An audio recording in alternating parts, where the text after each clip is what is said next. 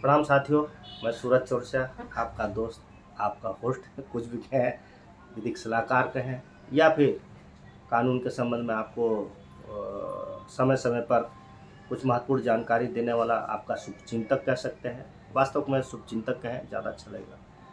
हमें थोड़ी सा मुझे लगता है कि बहुत सारे जो लोग हैं जिनको कानून के बारे में जानकारी नहीं, जिनका शोषण होता है, मैं बार बार शब्द इसको इस्तेमाल करता हूँ, इसको अन्यथा में न लें। वास्तव में जो मैंने देखा है अपने करियर में उसको बता रहा हूँ।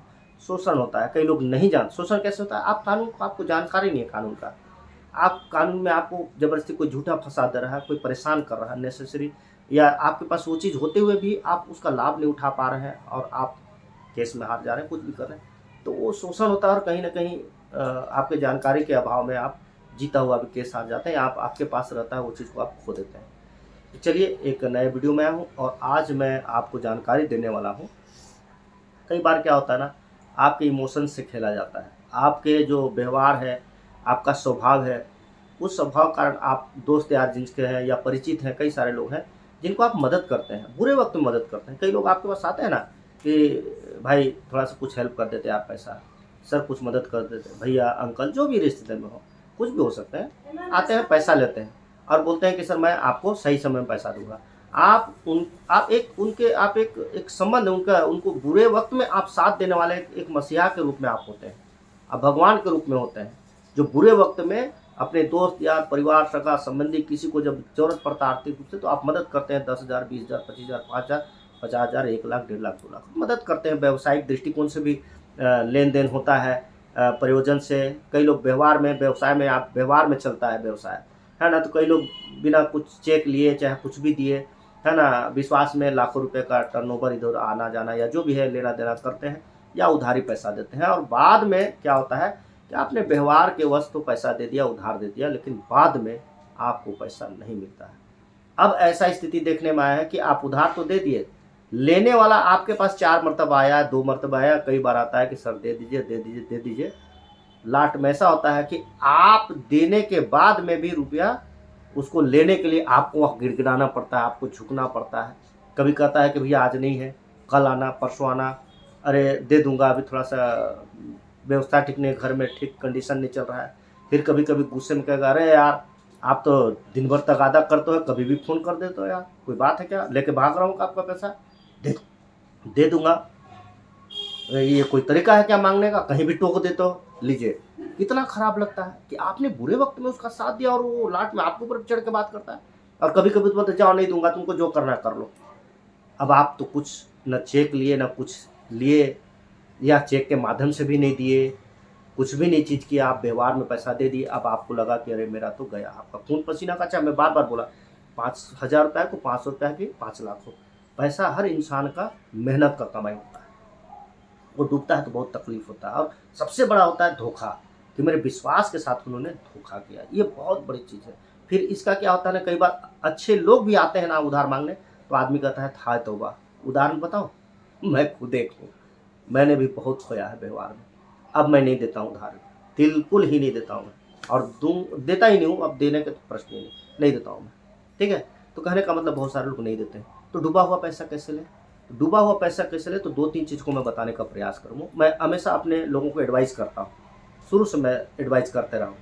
आप जब पैसा लेते हैं तो कुछ चीज़ों को ध्यान दें। आप जब आपके पास कुछ भी नहीं है, आप भी जान रहे हैं कि पैसा डूब जाएगा, आपको कानून का तो जानकारी नहीं है या नॉलेज नहीं है, कोई बताने वाला नहीं कैसा पैसा मिलेगा, तो आप सबसे पहले क्या करें, जिस व्यक्ति से आप अ, पैसा जो व्यक्ति को आपने दिया है, उनसे पहले तो बढ़िया से बात करें फ़ोन में, और उनके साथ गलत व्यवहार ना करें। चलिए वो जो करता है, आप फ़ोन में अच्छे से बात कीजिए और उनको बोलिए कि भैया मेरा पैसा दे दो आप। जो पैसा मेरे को ज़रूरत है अभी, आपको ज़रूरत के समय मैंने दिया था, अब मेरा भी ज़रूरत है। आप प्लीज़ लौटा दो, काफ़ी समय हो गया, साल, डेढ़ साल, 2 साल होने जा रहा है। आप प्लीज़ दे दो मेरा पैसा। तो फिर फ़ोन में बात करेगा कि हाँ, मैं दे दूँगा, इतने समय दूँगा, उतना समय दूँगा, थोड़ा-सा वक़्त बुरा है, ऐसा-वैसा जो भी कहेगा, उसको रिपोर्ट कर लीजिए आप। कोई कई लोग बोलेंगे कि रिकॉर्ड होशियार है, तो कोई दिक्कत नहीं है। अगर मान लीजिए नहीं है तो नहीं कर, कोई दिक्कत नहीं है। उसके बाद आप हो गया, रिकॉर्ड कर लिए, और रिकॉर्ड मान लीजिए रिकॉर्ड सामने वाला देखता है कि अरे ये तो रिकॉर्ड कर रहा है, उसके बाद वो छोड़ देता है। आप वो समझ जाता है तो वो कॉल को रिसीव नहीं करता है या बंद कर देता है, कोई बात नहीं, फिर आप व्हाट्सएप में जाइए, व्हाट्सएप में जा करके या मैसेज में जा करके आप उससे लेन देन का बात कीजिए कि मैंने आपको पैसा दिया था, प्लीज़ आप दे दीजिए, काफ़ी दिन हो गया। तो उसमें रिप्लाई रिस्पॉन्स करते हैं लोग बाग, ठीक है। तो वो रिस्पॉन्स करेंगे तो आप अगर टेप हो गया तो एक वो आपके पास आ गया। दूसरी बात, आप व्हाट्सएप में मैसेज कर दिए, उसमें भी वो रिप्लाई दे देगा, है ना। तो वो आप इस टाइप से आप उनसे बात करें ताकि वो आपको पैसा दे दे। नहीं देता है कोई बात नहीं, आपका रिकॉर्ड हो गया 2 चीज़ का, है ना। तीसरा में आप उनको एक एडवोकेट से मिलिए और एडवोकेट से आपको बताइए सर ऐसी-ऐसी बात है। वो एडवोकेट साहब फिर नोटिस देंगे उनको कि चूँकि आपने मेरे मुवक्किल से इतना-इतना पैसा इतना-इतना तारीख को लिया था और अब आप देने में आनाकानी कर रहे हैं, आपका स्वभाव बदल गया है, चेंज हो गया है पलटा और आप ऐसा लगता है आपके बर्ताव से कि आप उनका पैसा को नहीं देंगे, तो वो नोटिस देगा। नोटिस देने के बाद में आप फिर उसको न्यायालय में जा कर के वाद दायर कर सकते हैं। जनरली क्या होता है, मैं अपनी बात कर रहा हूँ। जनरली क्या होता है कि नोटिस के बाद में लोग बाग पैसा लौटाते हैं। चाहे थोड़ा-थोड़ा करके लौटाए या एक बार में लौटा देते हैं, क्योंकि कोई भी व्यक्ति कोर्ट कचहरी के चक्कर में नहीं पड़ना चाहता है। कोर्ट कचहरी में चलेगा, हारेगा भी, केस भी लड़के भी, वकील को भी पैसा देगा, मान-सम्मान, इज़्ज़त भी जाता है। चाहे कई लोग पूछते हैं, कैसे आया है? तो बताना पड़ता है। कितना खराब लगेगा कि मैं इससे पैसा लिया और मैं नहीं दे रहा हूँ। 4 बार आपको गंदा शब्द भी बोलेंगे, यार कैसे आदमी हो यार, बुरे वक़्त में साथ दे और तुम पैसा नहीं दे रहे हो। तुम्हारे इस आदमी को कोर्ट कचहरी जेल भेज देना चाहिए, जेल में तुमको रहना चाहिए। तो ये बुरा लगता है, तो वो राज़ीनामा करके लगभग प्रकरण समाप्त कर देते हैं। उसमें क्या है कि आपके पैसा मिलने की पूर्ण संभावना होती है और मिल भी जाता है। मैं 80-90% तो मैं जानता हूँ कि मिल जाता है।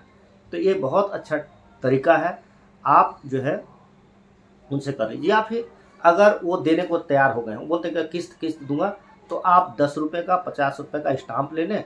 उससे बोले ठीक है सर कि आप देंगे अमुक तारीख को, तो आप इसमें लिख दीजिए और वो लिखवा लीजिए उसमें एफ़िडेविट में कि हाँ चूँकि मेरा पैसा मैं लौटाने को तैयार हूँ। जो लेगा वो लिखेगा कि मैं पैसा लौटाने को तैयार हूँ और मैं इतने महीने में इतना दे दूँगा। और वो जो है जब भी होगा लिख ले स्टाम्प में, और जब भी देता है तो स्टाम्प के पीछे आप उसमें वो शख्स सामने वाला देता है कि आज इतना तारीख को मैं इतना दिया, तो उस स्टाम्प के पीछे आप लिख दीजिएगा आज दिनांक इतना तारीख को इतना रुपया दिया, शेष इतना राशि, और आप दोनों उसमें सिग्नेचर पीछे तरफ कर सकते हैं। तो देने वाला भी समझ जाएगा कि हाँ भाई मेरा लिखा रहा है और आप तो हैं ही हैं। तो एक चीज़ वो व्यवस्था आप कर सकते हैं, ये बहुत अच्छी चीज़ है। और आपको कमिटमेंट अगर करता है तो आप लिखा-पढ़ी ज़रूर करवाएँ। इसमें लिखा-पढ़ी करा लें ताकि नेक्स्ट टाइम में धोखा ना मिले, लेकिन वो करेगा नहीं, वो पैसा मिल जाता है। अच्छा, एक चीज़ और बात क्या है, क्या होता है कभी-कभी ना, ये स्वाभाविक भी बात है कि पैसा देने के बाद में भीख माँगने पड़ता है, गंदा लगता है और गुस्सा भी आ जाता है। तो आदमी गुस्से में फ़ोन में आली गाली गलौज फलौज दुनिया भर का कर देते हैं, ऐसा नहीं करें। अगर ऐसा करेंगे ना तो सामने वाला होशियार रहता है, चालाक है, वो आपके खिलाफ में थाने में जाके शिकायत कर देगा, एफआईआर कर देगा, गंदा-गंदा अश्लील गाली दिया, फलना-ढिमका, जान से मारने का धमकी दिया, देख लूँगा, ऐसा है, वैसा है करके बोलता है। फिर आप पैसा भी दिए और परेशान होंगे, फिर कोर्ट कचहरी जाइए, उल्टा वो हावी हो जाएगा आपके ऊपर में, फिर आपका पैसा डूबेगा। दूसरी बात, मैं हमेशा सलाह देता हूँ, एक घटना हुई थी आज से 4-5 साल पहले की बात है। उस समय मैंने एडवाइस दिया था कि आप घर पर जा कर के अकेले कभी भी पैसा का डिमांड न करें, और ख़ासकर स्त्री रहे तो उसे मत रहे। लेकिन वो व्यक्ति ने मेरी बात को अनदेखी किया, उसको लगा ताव में गुस्से में गया, बात फ़ोन में हुआ तो नहीं दूँगा, तुमको जो करना है, वो घर में चला गया और वहाँ लड़ाई झगड़ा करने लगा। उसके घर वाले लेडीज़ लोग उसके खिलाफ़ में उल्टा केस कर दिए कि मेरे साथ छेड़छाड़ किया, ऐसा-ऐसा किया, जबकि वैसा नहीं किया था बेचारा वो। गुस्से में बोलता है आदमी, क्यों नहीं बोलेगा? पैसा दिया भाई, अपना खून पसीने का, बुरे वक़्त में दिया है, बोल दिया हो। लेकिन फँस गया, पता चला कोर्ट में गया, बेल भी नहीं हुआ, बेचारा कुछ दिन जेल में रहा। फिर लास्ट में आया, फिर कहा प्रणाम किया, बोला अब ज़िंदगी में कभी किसी को पैसा नहीं दूँगा। तो बेचारा ऐसा नहीं, इसलिए मैं कहता हूँ कभी भी किसी घर में जाकर ही नहीं करें, ठीक है? एक चीज़ हो गया। और अगर आइंदा के लिए कभी पैसा देना हो, तो मैंने मना किया कि ऐसा-ऐसा नहीं करना है, ठीक है? गंदी-गंदी गाली नहीं देना है, ज़बरदस्ती घर में जाकर के उनको नहीं करना है, या फिर रोड रास्ते में जाकर के उससे लड़ाई झगड़ा नहीं करना है। लड़ाई झगड़ा मत कीजिएगा, गट पकड़ा-पकड़ी हो गया, फाइटा-फाइटी हो गया, पता चला कि आप फँस भी गए, पता चला आपका और पैसा लग रहा है उसमें, कोर्ट कचहरी सब कुछ गया। तो ये सब चीज़ ना करें, जो मैंने एडवाइस दिया है उसको करें, कम से कम उस आधार पर पैसा मिल जाएगा। और कभी भी आप किसी से लेन-देन करें, तो आप लिखा-पढ़ी के साथ में करें।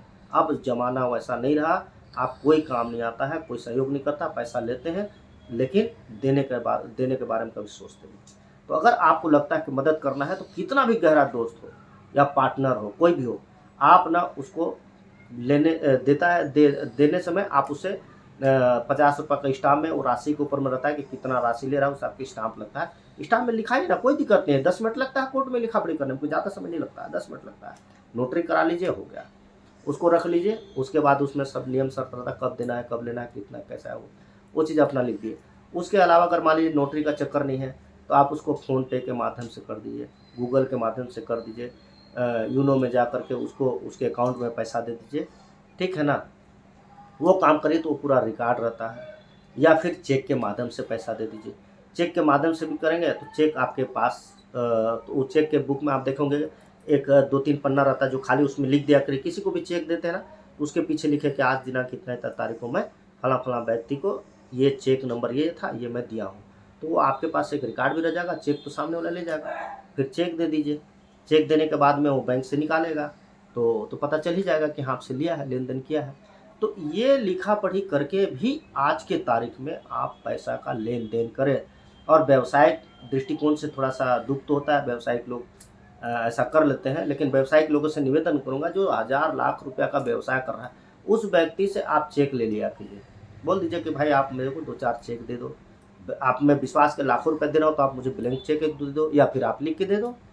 कुछ ले करके उसके पास अपने पास चेक को रखे रहना, ताकि कल के दिन में व्यावसायिक दृष्टिकोण से आपको धोखा ना दे। पता चला पैसा का सामान-वामान ले लिए, दे दिए, उसके बाद हो सकता है उसका व्यवसाय डूब गया या उसको लगा यार दूसरा व्यापारी देखते हैं।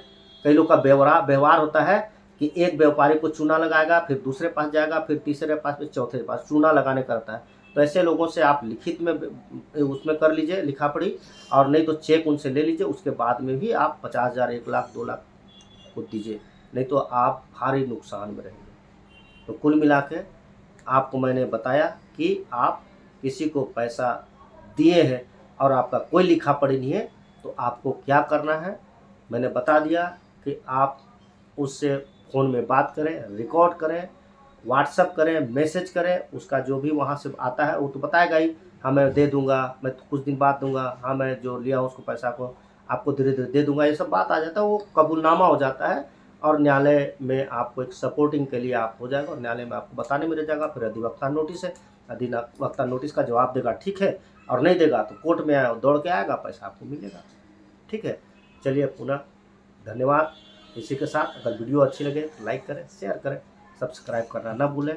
जो नए हैं व्यूअर्स उनसे निवेदन है सब्सक्राइब करें, और जो बेल आइकन का जो घंटी है ना हाल वाला, उसको ज़रूर दबाएं ताकि आपको इस तरह का छोटा-छोटा वीडियो मिलता रहे।